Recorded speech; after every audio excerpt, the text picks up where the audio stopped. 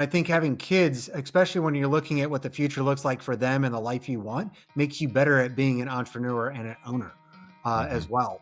Because it's too easy to get into like the Hormozy, just work more hours and you're going to figure this shit out. Like there is some portion of that, but on the other side, like no, when you have the family and you want to be home at certain times or you want to do things, you build your life around that, which means time, the effort that you're putting in doesn't just expand to however many hours you do.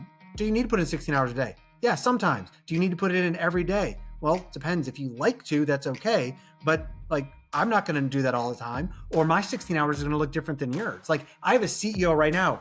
We're building this massive company. We have 2 subsidiaries. It's growing well. I could not call him unless everything was literally shutting down in the afternoon most days, because his son is a champion golfer, will likely pay for college and go pro. And so what is he doing? He has built a life where he is being the caddy for his son who's in high school most afternoons. And that's what's important to him. I think it only makes you better as long as people are intentional with where they're putting their time. That's what I find too many founders don't do. They say their family's important to them, but they don't actually live for them. They go, oh, I'd die for my kids. Yeah, but you're not living for them. You were living for your kids then. You were there putting in time with them. Most people aren't actually doing that if you look at their calendar. Welcome back, everybody. Another edition of the Cronus Group podcast. I am your host, Jerry Brazee, and today we have got Kurt Uhlir. Kurt spent most of his career in the middle of real businesses, the kind where growth is messy, pressure is constant, and decisions have consequences. It sounds like pretty much every business. What Kurt does better than most is help companies tighten the things up that actually matter. So we all know what that is, kind of the accountability, the cadence of a business, marketing, products, revenue, whatever it happens to be. In doing my research for him here, I like the way he talks about growth, no magic bullets, no hustle talk, which is exactly how I speak. Just systems that hold up and the decisions to help kind of reduce the friction, which always costs money for entrepreneurs. Kurt, I am happy that you are here. Welcome to the podcast. Hey, thank you for having me, Jerry. Absolutely. Let's start off with your background. Give us a little 5-minute rundown prior to your businesses, where you grew up, and kind of give us where you come from. I grew up in a southwest suburb of Chicago, but my parents moved me south when I was 11. And I don't like sitting still. And so I had hired enough people for my lawn care business at 13. My dad, for my Christmas discussion was, you're going to have to figure out accounting and payroll because the government's going to come after you. So I had 14 full-time employees, friends and friends' dads, by the time I was 14, and then formed another LLC with my brother. So I was really good at operating early on, was on that path to be an entrepreneur, but didn't have that career coach, that to say, hey, this is a really good business. Instead, I had that high school counselor that said, you should go to college. There's nothing wrong with that. But I went to college and was an athlete, did the whole dropout thing, but came back and ended up kind of getting into public company. We took it from 85 million a year in revenue to 1.44 billion in 10 years. During that time, we had an IPO, sold it for 8.1 billion. A lot of handcuffs come with that. And so that was great, but I don't like handcuffs and I don't like being told I have to do. So I came back down to mid-market, joined a company that had raised $30 million, sold it to Oracle 16 months later, then kind of on that rinse and repeat, that later growth stage. So I've taken all the playbooks I've done at big companies, coming down to smaller companies, and in some cases selling those back to public companies until you have to stay, and then going and finding other companies you can help to do it. So tell us about that first experience when you are ramping up a business from those low millions into the billions. What was that, and particularly in such a short amount of time? Well, I guess that's not short by unicorn standards today, but by historical standards. What was that like? What's that experience like? In that big ramp from the 85 million to over a billion, you have to make a lot of decisions where you end up like, we got to a number very quickly that said, look, if it takes me or my boss, if this decision is less than $1 million, I don't need to be in the room. And so like it's rounding errors at that point. We could write a book on how you could lose $1 billion to make $1 billion. And so there are certain things where like you always need to hand stuff off, but there does come a place where like micromanaging does not help because your time is spent on better bets for things that you can only do. And so we did a lot of that. The biggest thing that I kind of learned there was, we expanded to like 120 countries, and it's like business is the same in different countries, but it's also very unique. Not just like labor laws, but it's like your brand is very different in different countries. And so now that I've been back in smaller companies, like that's something, especially as I'm helping companies grow regionally, like you have one brand, but the brand is carried by every interaction that people have. So in Seattle versus Nashville versus Atlanta versus somewhere else, that your brand may be interpreted very different. And you need to both be aware of that, but also do things intentionally to either keep it the same or let it kind of have grow into different regional flavors. Yeah, there's complexities involved in that for sure. I can't imagine Yeah. what it's like multiple countries, but I can just speaking. I moved down here to the South coming up on 6 years ago after 50 years in Portland, Oregon, and I had my businesses for 25 years there. And it's like another country down here. I've been around the world also, but moving down here, I'm south of Nashville, and it is the complexities involved in trying to do something in the Northwest, really in the West Coast, I think more specifically than down here is it's unimaginable. Really, it feels like I'm not even in the same country. So the ability to monetize something down here as opposed to something even just in our own country up there in Oregon is significantly different. Right. I mean, having taken companies to Europe and brought companies from Europe here. I mean, think about it. Like, if you look at all of EU, you're not even as large as most of the United States, and so it's like, yes, Tennessee is very different than Washington State, just as France is very different than Germany. And so Mhm. they, of course, while they have more formal language differences, things are very different for how we approach business a lot of times as well. Yeah, I agree. When in that growth, one of the things that has been my experience is when companies say they need more people, I usually see the more people is masking something. I've always ran my businesses where I wanted to really prove the rule that we need the person after we prove that we need the person, not before. And so when we're talking about clarity and accountability, what is your take on something that I think entrepreneurs run into a lot, which is I think they overhire before they need it. Would you say that's true or not? I think it depends on the role. Fundamentally, I would agree that you have to have the systems in place, and you have to know exactly what you're intending that person to do. I find too often entrepreneurs, they wait too long to hire early salespeople. Now that's changing with AI, when I can actually have an AI SDR that's making phone calls and whatnot. But Mhm. historically, like if I'm already on the growth pattern, when I step into a company, I'm like, you all need like two more people just setting appointments up front, and you should have had them Mhm. 6 months ago. So that's one of it. But the bigger thing I look at it is, I mean, yes, people do try to mask problems with people, but on the other hand, I also look at them like they don't know, one, why they're scaling. They want to grow just to grow. And what I think most companies lack on doing is they're not making investments in people or resources or technology in the right phases. They're just saying, I want growth. For me, I think you have to separate all of those investments into 2 to 12 months, 12 months to 36 months, and 36 months plus. And like what I mean by that is, like, even if you're a $5 million business, what would you perhaps like? We can do leading indicators to confirm, are we on the right path, or do we need to change things? But 36 months and 1 day, what if you invest $1 million now and you get zero return, like revenue impact until then?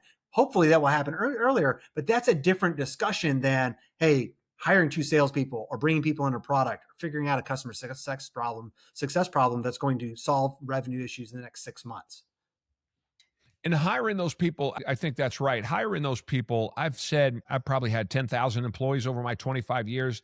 I've never really looked at specifically where somebody went to college or what their degree was necessarily. Maybe a little bit of the resume, but really I like street smarts and some common sense and experience. And so that's what I've always looked for. Give us your take when you are hiring, say for one of these positions, either a leadership position. What is that we should be looking for? Am I right to not be hiring off of, like the resume or where they went to school, as opposed to that common sense kind of street smart experience? I opt much more towards the street sense, especially for everyday people, managers, individual contributors. I'd say it depends, though, for me, fundamentally on what the owner or the funders are wanting to do with the company. If you're wanting to sell to venture capital or have a private equity background, like there's some level where they are looking at what are the results, but usually they're wanting a going entity, and they shouldn't have this thought. But it's like it's rare to have a private equity company that's going to step in and take a full leadership team that doesn't have a college background. And so I think in that case, you have to realize, hey, when you're selling the company, like likely everybody will be replaced at that point, which is okay. It's just being transparent with your team about what that looks like. At the end of the day, I only care about, I'm hiring for outcomes. I'm not hiring based on degrees, to your point. And so there's very few roles that are going to force me into looking for that degree.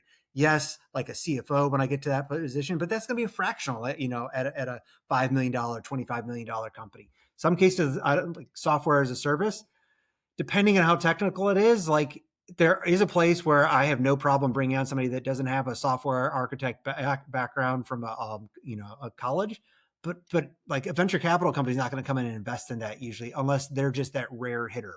And so like, but a lot of SaaS companies nowadays, you don't necessarily need somebody. You just need somebody that's a systems thinker. And as long as you can prove that out. For the vast majority of companies, I think that they are so far away from, let's say, Series A round, B rounds, private equity sort of things. Most of the people out here in my sphere and from an entrepreneurial perspective, I always say that world is its own separate small world relative to the vast majority of 2.5 million. There's 3 odd million small businesses that have employees. There's another 25, 30 odd million, solopreneur businesses. First question: do you believe that there is something to that one side can tell to the other?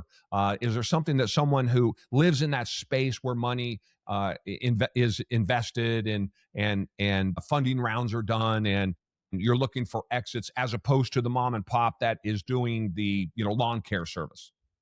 Even lawn care service. I mean, the first business I sold was a lawn care business, and so I had a good mid-figure six-figure sale when I went to college. And so, to your point, there was no college degrees for anything there, and they weren't getting me at that point. They were buying a book of business. I think it always depends just on it's important for the owners to know what they want in the next 5 and 10 years and make sure that they're playing to that. And so if you have a $2.5 million lawn care business and you're going to be operating it or owning it still in 10 years, then you need to just be hiring people that get the job done. If you're going to want to be handing it off to a family member, you either need to be training them or you need to be making sure you have somebody coming in to be able to take over it when you hand over the reins to that child. On the other hand, you're wanting to sell that. And I say sell that, like I have a friend here in Georgia. I think like he worked for a woman that I think she's on her 16th or 17th sale to Waste Management. All she does is go and build up like trash businesses, and then Waste Management traditionally just grows by buying those books of businesses with no non-compete to her, intending that she's going to come back to them in another 18 months and sell them another business. In that case, like she has her rinse and repeat, and she also knows she's not holding on to those businesses. And so that's very different than trying to build up a waste management business in Blairsville, Georgia, where we have a property where most of those people, they're building family businesses because we only have county-based trash and most people don't want to take their trash. And so there is no city pickup. Yeah, the thing too about, I don't know about in Georgia, where I looked at trash businesses multiple times, just as an aside, in Portland and in Oregon, specifically Portland, really, and you couldn't buy them if you tried to. The government had it so locked down that they made all the decisions of who the buy and sell was. They controlled, obviously, the cost across the board. They controlled what area you bought, so on and so forth. Is it the same thing down here? Do you know? It's not the same in Georgia. Where I'm technically in Fulton County, which is where Atlanta Metro is, and they're a lot more control. But even when you come straight over into the suburbs with different counties, it starts to change. And in North Georgia, I said you and I could just have 2 trucks, and we could start our business up there. Because in that case, we're delivering to a transfer station, and so there's almost no regulations or controls up there. Yeah, beautiful. Outside of what you can take to the transfer stations at that point. Right. But capitalism is running free there as opposed to a lockdown controlled system. Yeah. And then it's one of those things too, where up there, like, because people have so much acreage, so often it is like people are getting business, not based just strictly on cost, but based on, can we trust you to come onto our property when we're not here? Mm-hmm. Give us the worst story you have. So you've got a ton of experience. You've been down the road many times. I had a podcast yesterday with a guy who was talking about his exit was an 8-figure exit. And as he got to the door of it on the day, which was the 22nd of December, a couple of years ago, the purchasing walked. And that was the day that they were due to sign. And so he was talking about all of the work he did to get there, only to have it, for whatever reason, fall apart, unbeknownst to them, on the last day. Do you have that kind of story of the many exits that you have facilitated? Yeah, I mean, those things happen during COVID. Actually, right before COVID, we had a funding round coming into a company, and actually everybody had already signed the terms and conditions. And on the day of funding, which was the next day, what happened was the person who was leading the round had a tax bill came in that was a 7-figure tax bill and backed out. And so like the company fundamentally shifted. I mean, until the money's in the bank, the money like it almost doesn't matter what an agreement is. But I've been there on lots of things with it. And so it's like at the end of the day, like you have to build a business that will run. Regardless, like it's going to be worth more if it runs no matter who's at the helm for it. And it's like the moment that you're in a cash position, which this is where I've been at companies in that case, where companies, they're needing that investment because they've been burning through cash. And what happens is people are interested, they start getting through diligence, especially if there's software involved. I've been the case where the technical co-founder, becomes known that they wrote code when they were working for a major public company, and this was a side hustle for them. And everybody flips out because nobody's buying code that a massive Fortune 100 company could come in and say, well, we think we might own that at that point. And that's things that are like, it is very important to know who you're getting in business with. And so often where I look at the stories where it's like the people that have had an issue come up with a co-founder like that, or a head of sales that they bring in, that they were the killer that they knew, but something just didn't feel right. They knew him personally, and they're like, yeah, I probably wouldn't trust you with my own checkbook, but I want the revenue. Those decisions almost always end up coming back to bite the person. And there's nothing wrong with a killer instinct. I love the person who has a bias towards action, who just bleeds because they want the next deal. But that's different than when you have those feelings where, yeah, I'm not sure I would trust you with the checkbook for my family. So when you're going through that too, as a someone who is buying the business, what kind of thing would now let me back up. Wow. If you're looking for a suitor, you have a business, it's making margin, seems to be in a market that people want. Historically, you would go out and you would try to find as many people as you could to bid on your business, to sell it for as much as you can. In the real world, again, businesses do $1, $5, $10 million, mom and pop shops. That can be difficult to do. Has that been your experience with those on the ground, mom and pop type shops, as opposed to selling software or something like that? How is there something that we are missing that don't live on that side of the world in a 7 and 8 figure business that would bring in the suitors, if you will, so that you can get it into a bidding environment? Yeah, it is hard to get a bidding environment. I find the best I see is where getting bidding environments in that range is usually when they have employees that would like to take it over, because there's a lot of entities that will come in and help an employee buy out and help to leverage that. In that case, then you already have one buyer. So what if you have people that are interested in that, then they go and find a single buyer or one or two buyers that are interested, and that's when they take it back to the employees and say, hey, this is what's going to happen. But you almost help broker the deal from a funding perspective. The seller is not involved in the funding, but they may already have somebody that person that can step up and say, hey, if you all would like to buy this, we can fund this, and talk through terms of what that looks like. So that's usually the best way I've seen it. The other case is it does also depend on who the company is. Like I'm in a group called Trail Life, kind of like Boy Scouts. And so one of the guys that I lead with, he just left corporate America and bought a granite countertop business, because like that's what he wants. He was the only bidder at that for the company. And part of that was they moved here, and he went out. And in that case, he was looking for a business. And so he was doing the opposite. He went out and he said, I know the type of business generally I want to buy. And so he started a couple dozen phone calls who would like to have a conversation.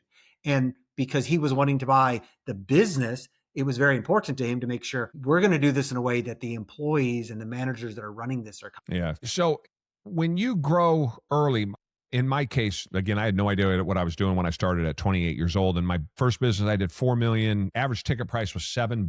This has been 30 years ago almost. And I did 4 million, then 8 million, then 12 million, and $14 million a year in revenue. I had no idea what I was doing. And quickly, my ability to do that, in fact, in the end, I cut the business back down to 8 million. I figured out that some of my biggest customers were 90% of my workers' comp claims. And so I cut, millions of dollars in revenue every year just to get it back to where I could get my hands around it again, because past about $8 million, I just didn't know what was going on enough to control the costs. Kind of that leadership outpaced, or the growth outpaced the leadership, if you will, and it came on really quick. So in that environment, How should somebody react to that if they find themselves, they've hit the honeypot and the business is really starting to grow? We talked earlier about adding people too early. How do you see that coming if you're growing real quick, but you're also being pinched on margin? So, Right. you don't want to add that administrative staff. Sales 100%. Let's say the sales is just humming along. Let's do the other side of it, I suppose, in my example, where I grew too quick. I just didn't have the administration to handle it. Yeah, for me, I think it comes down to how do you as the owner, first of all, are you the person selling? Ideally, as quickly as possible, you get to the place where you're not the person selling it. So I'm assuming it's $7 a pop. You weren't the one mainly selling. But I look at it then of when I'm hiring people, like you're going to pay for talent, you're going to pay for that talent one way or the other. I think it's a lot simpler to coach people and grow things. And so for me, I think too many people, especially in that kind of like 1 to 20 million standpoint, revenue range, what they do is they lead their team from the authoritative perspective. They were really good, and that's why they were able to get the business to where they were.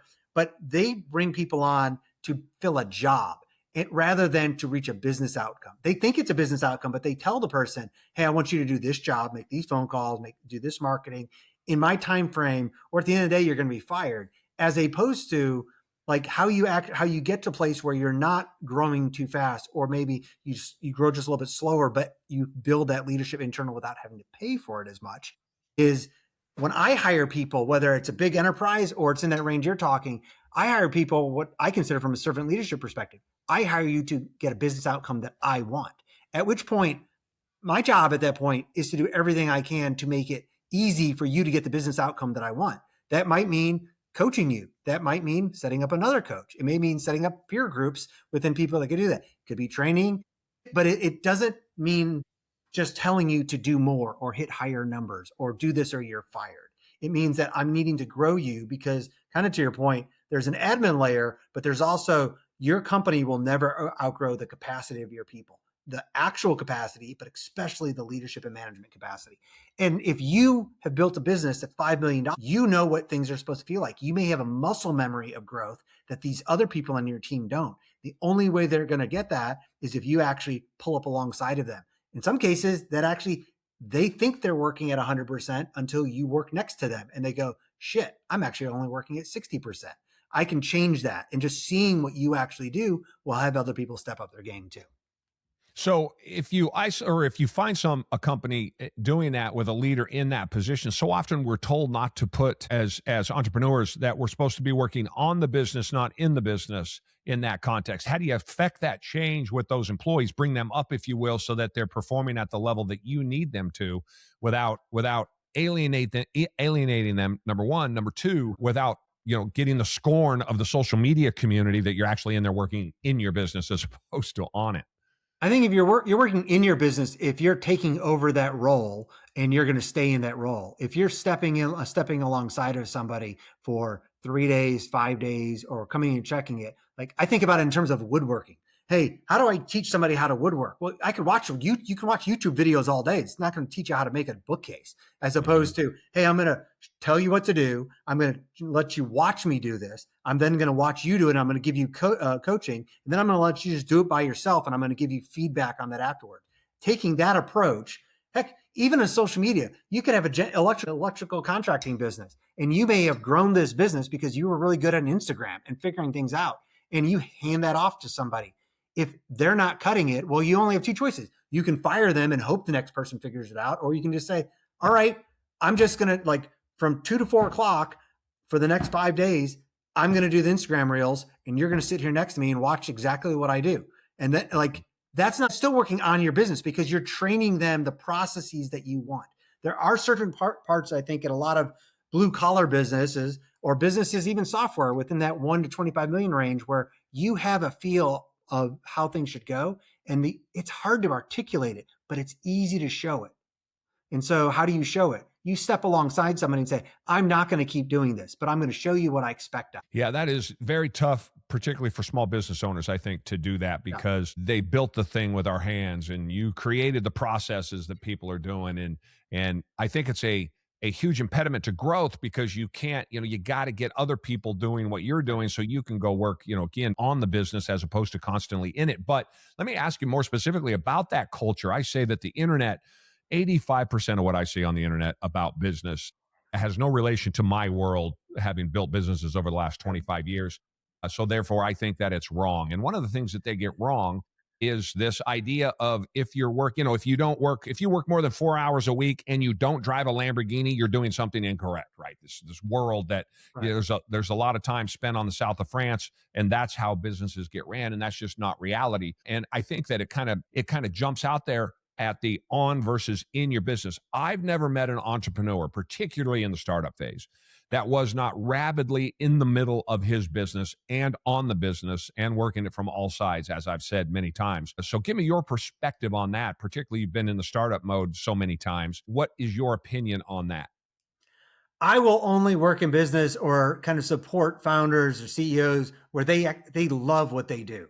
Like there's nothing wrong with people that want to watch Netflix, but it's like I love my job, whatever company I'm at. And so it's like, no, I can't sleep on a Thursday night at midnight. I'm going to come down and write content or start working on Mhm. strategy things. And so I want to hire people that have that as well.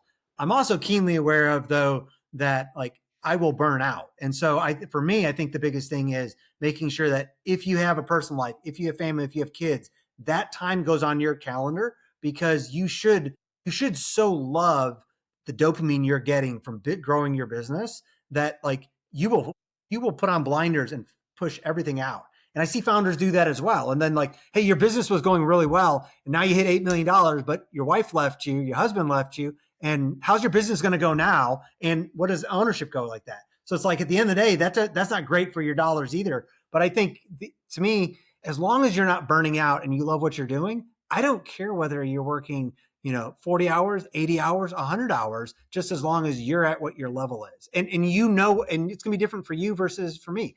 I love active rest. Like, what did I do this weekend with my 6-year-old? We went and cut down 30 trees at her property in Blairsville to cut firewood because, like, that's how I think. It's actually restful for me to go and work. I'll shift to somebody else's business and think about your business and think it's about somebody I'm mentoring. That takes the brain load off of. There's nothing wrong with that. That's how I recover. I'm not going to burn out when I'm doing that. But then again, I know other people where it's like they do have to have that full day that they shut down. And it's like, okay, because you want to keep growing your business, but you should get the dopamine draw that keeps you growing that business as much as you want, or you're thinking about it. Yeah, I've always said that I'm passionate about my businesses. I've never earned one penny, and I don't know. I've done 450 odd $1 million in revenue across a dozen businesses over almost 30 years. I've never earned one penny in doing a business that I loved, but I love the game of business. And That's so fine. the game of business is what drove me. I've Yeah. never done something. I've never done it doing something like if I could do it what I love, I'd go play pool for a living or spend all the time with my family and figure out how to get paid doing that. So in that, what is your take on the argument of you should be in love with what you're doing as opposed to, or it should be your passion as opposed to figure out what my take is, figure out what you can do, work on passionately to sell at a profit so you can take all of those profits and go do the things that you're passionate about. Well, at the end of the day, my core thing is if your passion doesn't pay your bills, I don't do it. And so to me, you're actually then fulfilling like the same thing that I'm talking about, just in a different way. You love the game of growing businesses and selling it.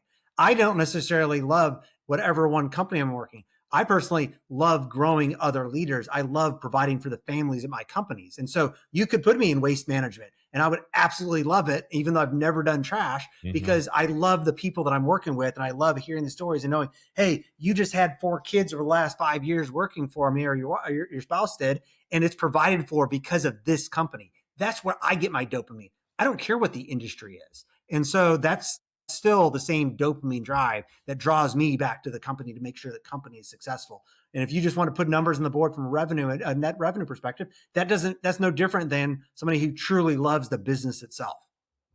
Yeah, I was ignorant coming into it. I didn't know any better. So when I had a job, I tell people all the time when I was 16 years old working at McDonald's, I don't work any less hard now than I did when I worked on that job at McDonald's. And I can't believe I use structures and programs that McDonald's taught me at 16. In the 9 months I worked for McDonald's, I put those programs to work in my first company that I started. And the reality was I can't believe it looking back that they paid me, I don't know, whatever I made, $3 an hour to teach me structure and how to put programs and policies together. And I don't, I put as much effort into that job at 16 years old as I do into anything I do today. And I just came by that inherently. I was probably too stupid to know any better. Again, I was a poor kid from the streets, but that mentality is how I always approached everything. Whether or not, another example that I've always done is if I was working for somebody and somebody didn't show up and I could do their job too, I'd go to the owner and say, "Hey, you're paying me to be here all day. I can do both these jobs. You can send that person somewhere else." Well, today, people will go, "What are you talking about? I'm not going to do both jobs." And I say, "No, but I'm there to get paid." That mentality is paid off for me as an entrepreneur, which means you have to be self-starting and you don't need any pats on the back and you got to be able to push yourself. That's been an absolute superpower for me. Absolutely. I mean, and I that's the people I love one hiring, but I also love that's the people that I will take much more time coaching or growing because I want to keep you in my company. Like, hey, like I've got a friend that's a general contractor. It's like he keeps having his best product managers go elsewhere. I'm like, you know what? Like you can put in place profit sharing and coach that person and make this a place where they can still have some upside and grow your general contracting business. It can easily be 10x where you're at right now, as opposed to just rinsing and repeating. And so, but that's not necessarily what he's wanting to do. But like everybody, I think, in my opinion, I'm the same as you. If somebody else isn't here, or if I have an idea, hey, can I do this? There were Right. cases in my life where I was voluntold, but most of the cases, it's I raised my hand because nobody else did, and I'm like, really, like that's a huge opportunity. I may Yeah. fail at it, but at least I'm going to learn a lot. Yeah, I taught my kids from day one, always say no. Or I'm sorry, always say yes. You go to a job, they like, can you stay late? Yes. The phone rings, can you come in and cover somebody? Yes. Yeah, you never know what's going to be at the end of that yes. It might be a day, it might be a week, might be a year, might be 10 years, but at some point that attitude and approach is going to pay off. And it certainly did for me. The best example I have, I'll tell you real quick. I would start it up in the very earliest days. It's been 25 years ago, and my phone rang on a Saturday, and I answered it. And it was a customer that I was trying to land, and she had called two other bigger companies than I was. I was just getting started, and they didn't answer the phone on a Saturday. Of course, I did because I'm hungry and I'm on top of it. That customer has done $1 million a year with me roughly for 25, 26 years now, starting with me taking that phone call on a Saturday afternoon when she called my two bigger competitors and neither one of them answered the phone. Yeah. Well, I mean, that's also having this both knowing who you are, but having the systems in place to support anything you want to do personally and still be able to take Mhm. that call. I have a friend here. So I mentioned Trail Life. My son does Trail Life. So we have a leader for actually my son's age kids that owns a fuel delivery business here in the Atlanta and area. And so it's like, that's what he wants to do. He has two kids in that age group as well, but he can't show up all the time because he's like their main salesperson. And so he has come in, and part of it's like, I will be here every time I can, but I also need subs. And so we've put other people around him in Trail Life so that when he gets a call, he can come, he can do it. And it's great because it's like, we also get the feeling where we don't work for him, but we're helping support his family just as much as they like, I helped take a meeting for him, like in Trail Life.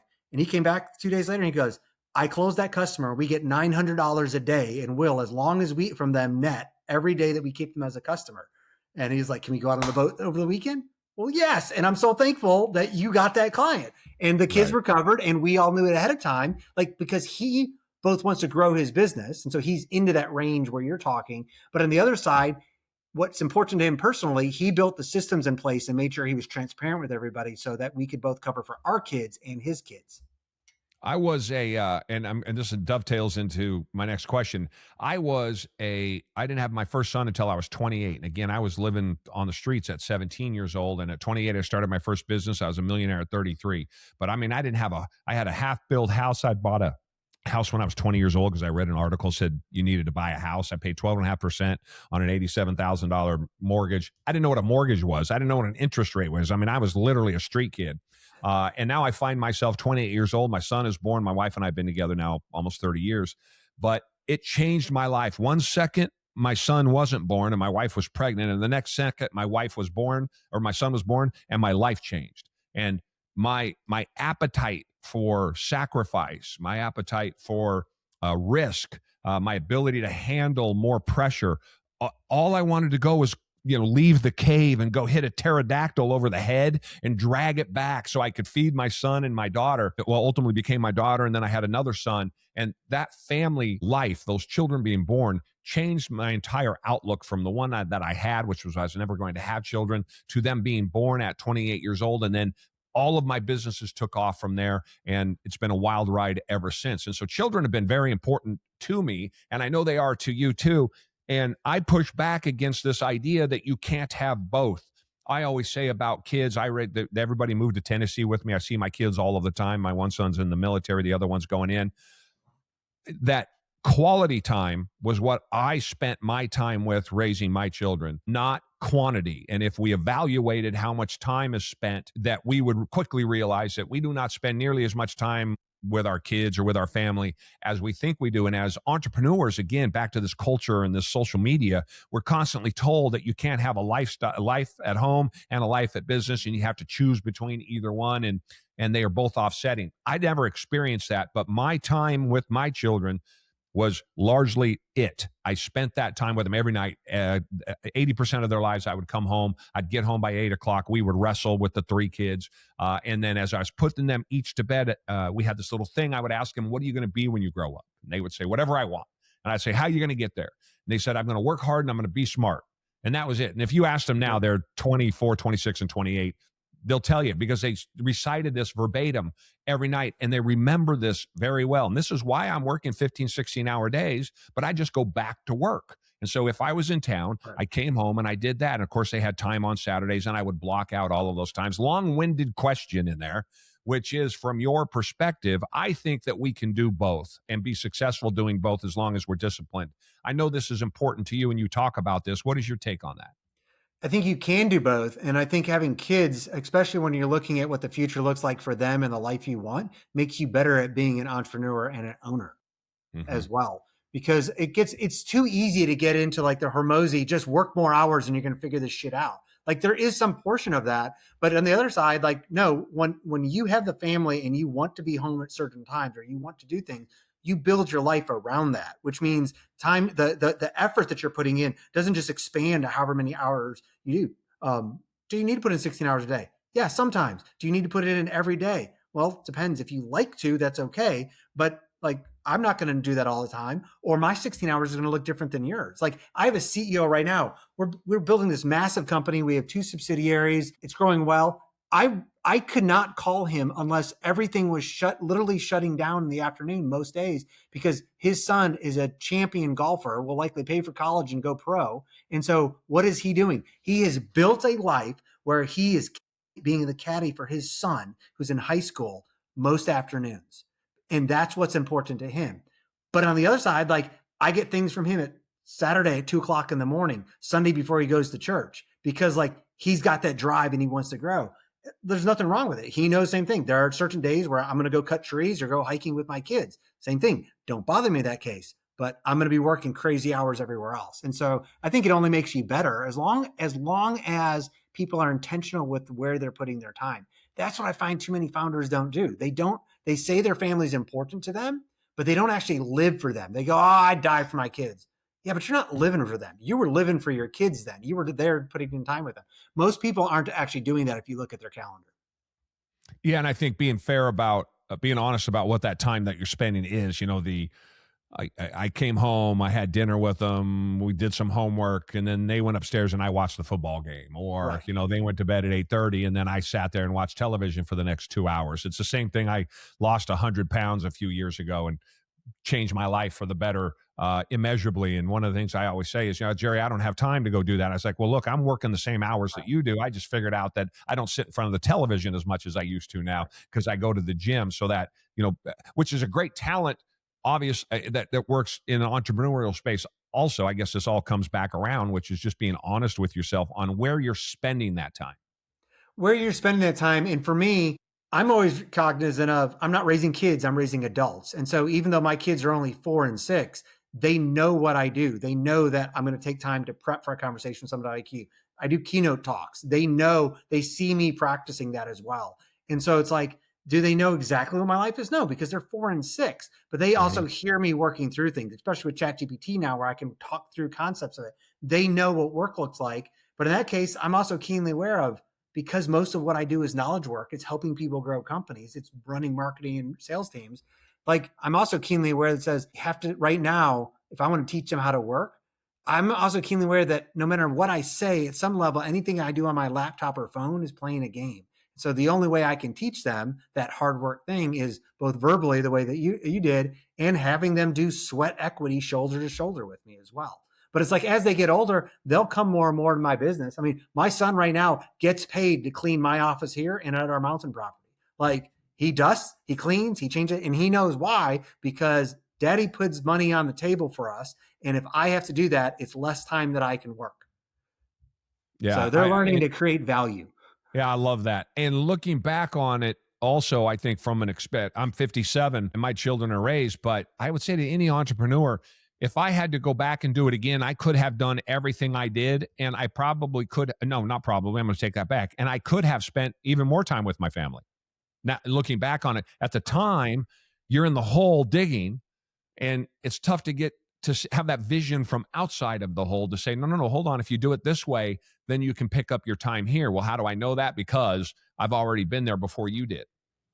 Yeah, I think it's important for everybody to just to remember, when people talk about, balance in their life, balance is not a state of being. Balance is a verb. There's going to be times where you need to be out of balance, and that could be cyclical depending on your business. It may be intentional when you're in a growth period, but you also should be looking at, I intend this to be a 3-week, a 6-week period, and be crazy out of balance during that time period. But that can be a discussion as well. I mean, to your point though, about like family life, I had raised a bunch of venture capital money, had built one of the first influencer marketing platforms. And the day I closed on the round with a bunch of Silicon Valley money, my wife and I sat down for this conversation. I said, all right, I said, I'm going to be working more money because like now I have bosses. They wrote me checks. So we came to an agreement that said like Tuesdays and Thursdays, I would work as late as I possibly wanted to. She might wake up and I'm still working. There would be no expectation for me to come home at any hour on those days. But on Mondays and Wednesdays, we would have dinner together. And so like that was part of our discussion about how we were going to choose to unbalance things. And I worked every Saturday and every Sunday, but I had those 2 days I was going to be home. And it's like, that's okay. But she also knew it wasn't going to last forever. I have another friend here in town. Like, he started what's now a very large marketing agency. But, when they were getting started, like, him and his wife they didn't have the discussion up front. And 6 months into it, she's like, we're going to have this discussion, or we're going to have a different discussion that you don't want to have. And so she said, you have 12 months. In 12 months, we will adjust these hours. That's fine, as long as you have an agreement, and even if you're single, you need to have that agreement with yourself and people around you that are going to hold you accountable to that as well. Because otherwise it's too easy to get into something where your entire life becomes this electrical business or a plumbing business. And then it's like, is that the life you would have wanted? Well, then who cares if you made $10 million? Yeah, being an entrepreneur, it can be tough from that context. And for me, having a partner, in my case, my wife, she was fantastic. In fact, she would make a point, and I want anybody to hear this, that she would bring the kids to me if I just couldn't get home. And so she'd pack them all up when they were little. And it was a therapy session for me. She would bring them, she'd throw their bikes in the back, and, they're 2, 4, and 6. And they'd come right around in the parking lot. She'd make a little picnic lunch, and we'd eat right there in the parking lot. And all the trips we went on, and all the Disneyland things we ever did, and all of those things, things my kids remember the most is riding their bikes in my parking lot at 8:00 at night, because I was too busy to come all the way home to see them, and having a picnic in the parking lot out of the back of the truck. Yeah. Yeah. I mean, same thing as where it's like, people think your kids want a bigger house. At the end of the day, it's like, I know people that, are worth more money than we could ever imagine. And they're like, yeah, my kids wouldn't have cared if I had a, 2-bedroom house and we were all packed in there together. It's like, they want time with you. And so, but same thing, I think about what do experiences look like. So I love that your wife did that. Mike, here, if I'm working too late on nights that I've said I'm going to be done, my wife just opens up the door to the basement when we're at this house, because we do have a mountain property, and sends one or both of the kids down. That's my little way of, you need to start wrapping it up. And it's like, they don't always get me, because some cases I'm just locked in for something, but that is that kind of the friendly way that we've had of like, all right, it's time to go. You can go see daddy, and hopefully he's going to come up. Right. I love it. What's one of the ways in a growth company, the fastest way margin could that gets destroyed that you've seen? Is there something specific? I know there's a lot of different ways. Is there something specific historically in all of these businesses that you've been a part of that you see that margin get destroyed as people grow? trying to solve problems for people that your company does not currently solve, to expand your, like, it's one thing to build out a new service offering if you need to, but I see too often people, whether it's software or services, say, oh, well, I can do that. And they'll take on that business just to try to get an extra 5K, 10K. And they do that for client after client. And if they haven't built the business model around the margin there. They have their core business and so they start expanding without it being intentional. And I see that across the board everywhere. It's the same thing you see in software businesses where people hear about this, where the sales team goes and sells software that you don't have. I mean, I step into $1,500 million companies that are making, I mean, that's big money from a software perspective. And what is the problem the sales teams often do? They're selling shit that the company doesn't do yet. And I'm like, there's nothing wrong with having a roadmap, but if you can't sell what the problem currently is that you solve, you don't need to be here. And the problem then in that, just to finish that thought, is you're losing the economies of scale, and so you have a degradation of the profit because it's so expensive, because it's not the core business. It's not the core business. You don't have the systems behind it. You usually haven't thought through what does it take to actually deliver that from a cost of goods perspective or a service perspective, if it's a service-based business. And so, like, service creep is kind of one of the worst things. There's nothing wrong with growing. I mean, back to that lawn care business when I was 14, we made massive money after doing lawns, being like, well, we can do your gutters and we can start doing pressure washing. But system-wise, that was very similar, both in the equipment that we put on, the same type of people that we did. And so those were easy to bolt on afterwards. Give me a sign. We come into these businesses, particularly growth businesses, everybody's hammered. I think probably in any business, everybody's hammered, and accountability seems to fall by the wayside. I see it all of the time. Give me an idea from your experience, again, a sign of that, where that kind of, how do you drill down and find the problem when everybody appears to be putting in all the effort? How do you find that accountability? For me, if I'm having to hold my team accountable, it's a problem with me or my other leaders on there. I just say that because back to that servant leadership versus authoritative. At the authoritative perspective, my job after I've hired you is to make sure, whether you're the office manager, you're the person mowing the lawns, or you're the chief financial officer, is to make sure that you can articulate to anybody that asks you the outcomes that the company is expecting of you, and how does that help the company reach the outcomes we want.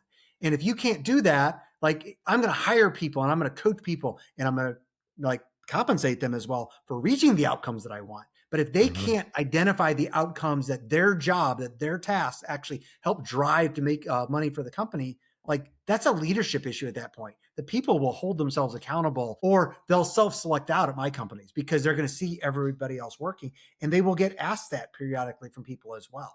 I mean, you go back to like lawn care, and just because I love the example, I 3 of my neighbors all have their lawn done. I happen to do my own lawn because I'm raising adults, as I said. But it's like one of the businesses in that service our neighborhood that's not my neighbors. They've picked up clients here because part of what they've done for their employees is to say, look, yes, you're not just running that mower. You're to be looking for things how you can help our customers, or look for the neighbors around. When you see balloons out and there's a new baby, go knock on the door. They know their margins. And so they've knocked on doors in the neighborhood and said, hey, we see you have a new baby. It's a stressful time. Here's our card. Just let us know when we come mow your lawn once for free. But that's part of what they've built it in their systems, and they've made it part of the outcomes for the people that are literally mowing lawns, as opposed to just going and mowing a lawn. My neighbors have never done that. They barely even wave or anything if they're out doing that work. And it's like, yeah, I mean, I'd have given you business because I travel a good bit. And so, like, Right. So now, to that end, let's talk about leadership for a second. Having done this and made this mistake myself, I speak from experience. You hire something, and post-hiring, it was a terrible hire. There was clearly a red flag out in front of it before I did it. I didn't see the red flag. It's easy to see after the fact, and I ignored it. So in that context, a red flag for leadership, in your experience, that most people ignore, is there something specific that people don't see that they should? First thing that I look at is sometimes the red flag that I figure out later from the hire that I made was actually me. Like that I want to be too involved, or it's got to be too, I hired somebody that I was hiring somebody to think and do and implement this, versus I already had the system and I knew exactly how I wanted this done. And so, which still means it was a bad hire, but in that case, I have to look at it and be like, it's a bad hire, but I was the decision point at that, and I didn't hire what I was looking for. But other cases, I think people hire too much on They hire too much. They hire friends. They hire somebody that they want to have a beer with or they want to have over a barbecue. I hire people that I'm going to see cultural trait. I hire based on culture, but my cultural traits you're going to see in their actions. You would know if you speak to the people that I hire. I hire for a bias towards action. You can see that and think that people that have strong opinions, they hold them loosely. People that thrive in healthy conflict, they're going to say, "Hey, I think this should be done a different way," or "I have an idea." Those are things that you will see in their actions. I know I've hired people, a lot of people that I know I would not want to hang around with them personally, but from a work perspective, they show up the way that I want. Most people don't do that. They hire people that they want to be friends with. That's the biggest red flag I see consistently people make, especially in that like two to maybe $50 million standpoint. Yeah, and right along with that, I'm assuming also then is a reluctance to hire people that might be smarter than them in a specific field or know more about them. I've seen the entrepreneurs in my case that want to know everything about or be the smartest guy in the group, and I've said no, no, no, no. I'm happy to be the dumbest guy in the group as long as it gets done the way that I want it to be done. Yeah. I mean, that's knowing yourself. Not everybody is capable of doing that. I mean, in my case, like I work for a CEO who wants to hire people smarter than him or that has unique ideas, but he's also really rare because he's built so many successful businesses. He's one of the few CEOs that has a super strong, like, and good branding viewpoint. Like when we start a subsidiary, he gives me a style guide because he's been thinking through what this should look like and the colors and the logos and come in mind. I'm the chief marketing officer. You gave me the style guide for this new company that we're launching. But he's so good at it, and he's open to taking feedback if I have a different opinion on there. And so a lot of people though aren't that way. And so yes, that is another huge red flag. But I'd say if you're not capable of being the dumbest person in the room, it's fine as long as you acknowledge that because it's going to be better for you. It's going to be better for your company at the end of the day. Yeah, yeah, I agree. Last question. One piece of advice for young man in particular, young person in particular on a startup today, regardless of what it is, lawnmower or is doing something in tech, across the board. They're going to get into entrepreneurship. What's that one piece of advice? They come to you and say, Kurt, this is what I'm thinking about doing. The business is solid. That makes sense. What are you giving them? You have to have peers around you, whether they're in a peer group or you force that to happen yourself. It's hard to get those relationships. And so I say that both for yourself and as your business grows and you are handing off major parts of your business, in my experience, you have to make sure that you're helping the people below you create peer groups themselves. Because if you have somebody in marketing, they need to be growing, but they're only going to do that by being around other marketers, other salespeople at non-competitive companies and being able to trade stuff back and forth. CEO is great, but there's something about peer group at that other level that's huge as well. Mm-hmm. Yeah. And that person starting up, I always say, go find a mentor, other business owner. The person you're working for now is usually going to be more than happy to talk to you. It's been my experience that entrepreneurs love talking about their businesses and they're usually happy to help. Has that been yours? Some are, some aren't. I think the important thing is to get a mentor, you go and ask somebody. I mean, it's like dating. You should walk up and say, hey, here's what I'm looking for. I think you would be good. You're a season or two seasons ahead of me. Can we have this relationship for X amount of time? Invaluable. Yeah, absolutely invaluable. Hey, this has been great. How do the folks reach out to you? Hey, my personal website, kurtuhlir.com. I write about leadership and growth a lot, and that'll send you anywhere else. Very good. Kurt, I appreciate you coming on, man. That was fun. I appreciate it. Thank you.